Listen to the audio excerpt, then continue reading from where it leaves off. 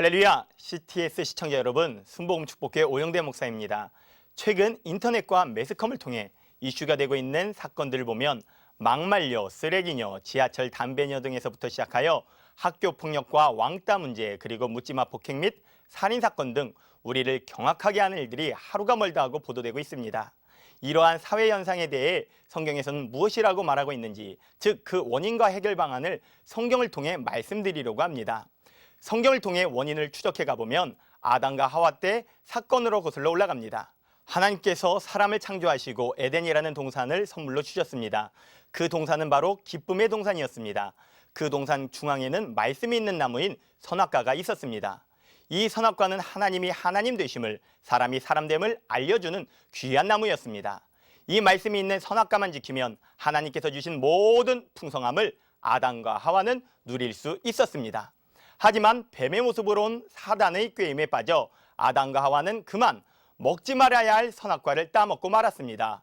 그 결과 하나님께서 아담아 하고 부르시면 네 하나님 저 여기 있습니다 라고 그랬던 아담과 하와가 이제는 하나님을 피해 숨기 시작했습니다. 아담아 하고 부르시면 네 하나님 저 여기 있습니다 라고 그랬던 아담과 하와가 이제는 하나님을 피해 숨기 시작했습니다. 꼭 아이들이 잘못을 하면 부모님을 피해 다니며 눈치를 보는 것과 같은 모습입니다. 하나님과 사람과의 관계가 깨어진 것입니다. 또한 하나님께서 아담에게 내가 먹지 말라 명한 그 나무 열매를 내가 먹었느냐 물으실 때 하나님이 주셔서 나와 함께 있게 하신 여자 그가 그 나무 열매를 내게 주므로 내가 먹었나이다 하며 하와 탓을 합니다. 이는 내 뼈 중에 뼈요 살 중에 살이라고 사랑 고백을 했던 아담이 죄를 범하고 나니까 이 여자가 먹게 했습니다. 그런 것입니다. 이렇게 인류의 첫 부부싸움이 시작됩니다. 가장 사랑해야 될 부부가 등을 진 것입니다. 사람과 사람의 관계가 깨어진 것입니다. 이렇게 하나님과의 관계가 깨어짐으로 다른 관계들도 무너지기 시작한 것입니다. 이 깨어짐은 점점 더욱 악화되어 갔습니다. 창세기 4장을 보면 아담과 하와가 가인과 아벨을 낳았습니다. 예배에 실패한 가인, 즉 하나님과의 관계에서 실패한 가인은 결국 동생 아벨을 죽이고 맙니다. 첫 살인이 형제 안에서 나타납니다. 그리고 같은 장에 라멕이라는 사람은 어느 소년이 자기에게 타박상과 같은 작은 상처를 주므로 소년을 죽이는 사건도 등장합니다. 시간이 지나 사사기에 보면 그때에는 이스라엘에 왕이 없었으므로 사람마다 자기 소견에 옳은 대로 행하였더라.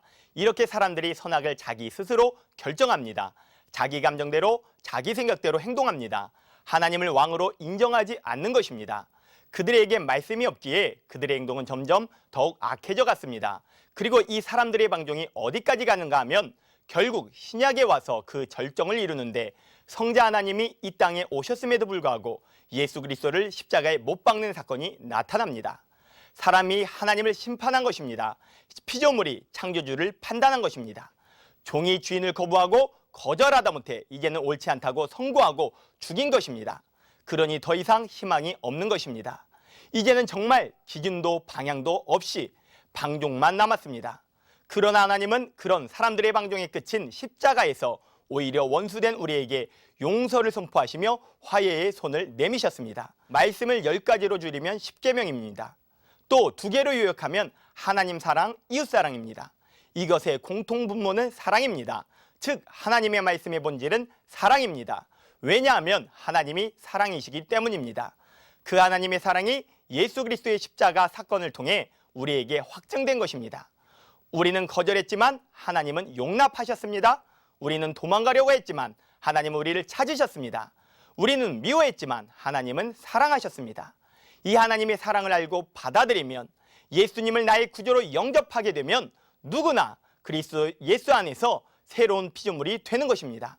하나님께서 말씀으로 세상을 창조하셨듯이 이제는 말씀이 육신이 되어 이 땅 가운데 오신 예수 그리스도를 통하여 재창조의 역사를 일으키신 것입니다. 하나님은 나의 아버지가 되시고 나는 그의 자녀가 되는 것입니다. 예수님은 나의 구주가 되시고 나는 그의 신부가 되는 것입니다. 그리고 이제 사람들은 나의 경쟁 상대가 아니라 하나님의 가족으로서 사랑하는 형제와 자매가 되는 것입니다.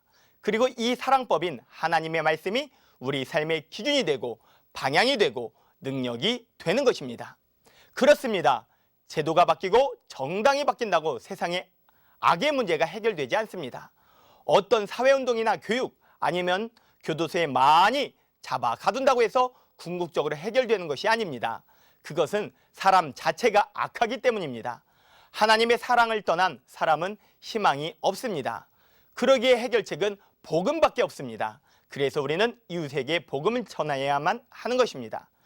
복음만이 개인을 변화시키고 가정을 구하고 사회를 구하고 나라와 민족을 구하는 비결입니다. 때를 얻든지 못 얻든지 복음을 전하시는 저와 여러분 다 되시기를 주님의 이름으로 축원드립니다.